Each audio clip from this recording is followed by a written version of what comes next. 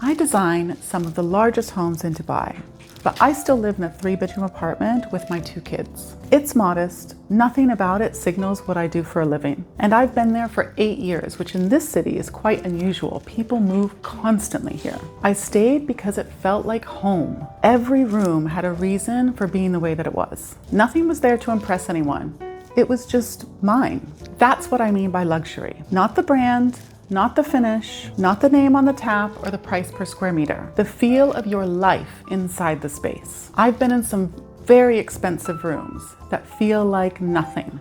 Marble everywhere, the right labels, the kind of kitchen that photographs beautifully, but somehow never gets used. Technically flawless, but no sense at all that a real person actually lives there and is glad to be home. And then I've been in modest spaces where you walk in and something physically settles you. The light is right.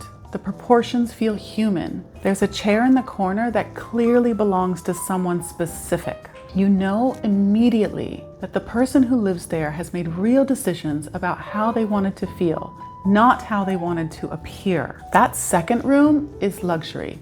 The first one is just overpriced. The word has been hollowed out. Luxury now means expensive and Instagrammable. It signals wealth without communicating anything about the people who live there. It's what developers put on brochures when they want you to stop asking questions and start writing checks. Pick up any design magazine and you'll see it, house after house, technically stunning and completely soulless.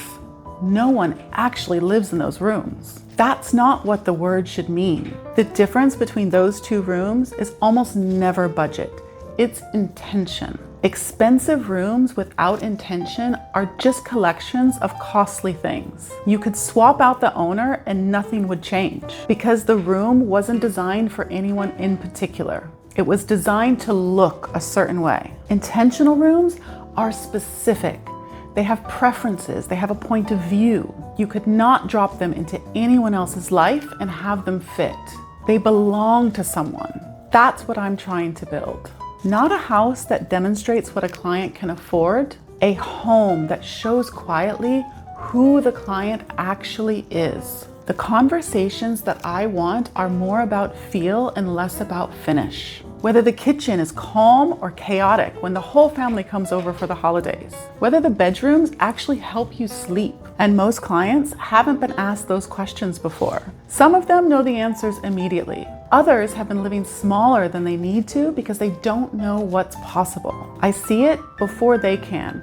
And that is most of the value. One of my clients had me over for drinks a while after she'd moved in. At some point she said, "Every time I walk into the house, I breathe this big sigh of relief that I'm finally home." And that's it. That's the whole thing. Not whether it photographs well, although mine do, and not whether it's expensive, although it most likely is. It is whether someone comes home at the end of the day and their body knows it can exhale.